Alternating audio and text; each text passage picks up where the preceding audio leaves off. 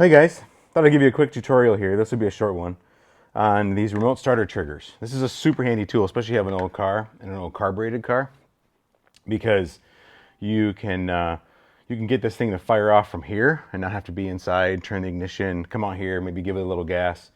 It's especially handy if you're doing some carburetor work out here by yourself. If you're just trying to get something fired off and get it started, you can be able to be here to put, if you have a fuel problem, you can be putting gas in your carburetor or starter fluid or whatever you need to get it running. Give it some throttle and not have to be in there messing with the key. This is your trigger. They come in different ones. There's a trigger style, there's a push button style, there's all different versions of these remote triggers, but they do all the same thing. And they have two of these alligator clips.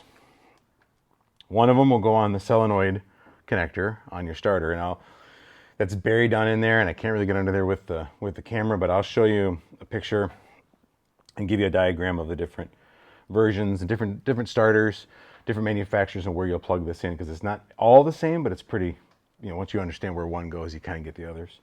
The other one goes on your positive battery terminal. And what you're essentially doing is you're jumping the starter.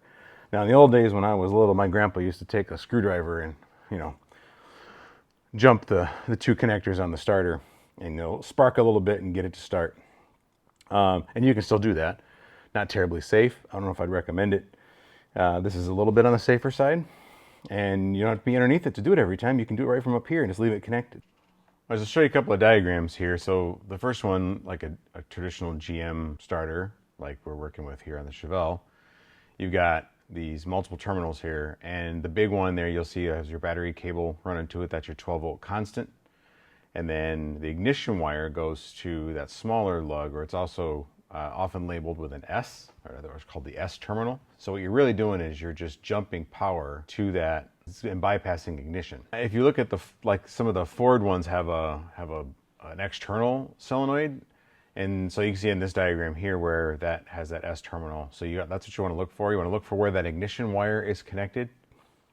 So with that connected here, and I'm just jumping power to that solenoid and firing that off. And so when I pull this trigger, now this has an ignition problem, so it's not going to start. But in fact, there's a video coming on that here pretty soon, fixing that ignition problem. But you'll bark off and spark once, and it'll fire, but it won't stay running. So you can see that. That's just from pulling the trigger. There's not even a key in the ignition. If you got an older carbureted car, this can be a really handy tool, and they're super cheap, 15 bucks or so. Sometimes it's even cheaper than the case of beer it'll take to get your friend to come help you. Hope that helps. I hope you learned a little something there, as always, and we'll see you next time.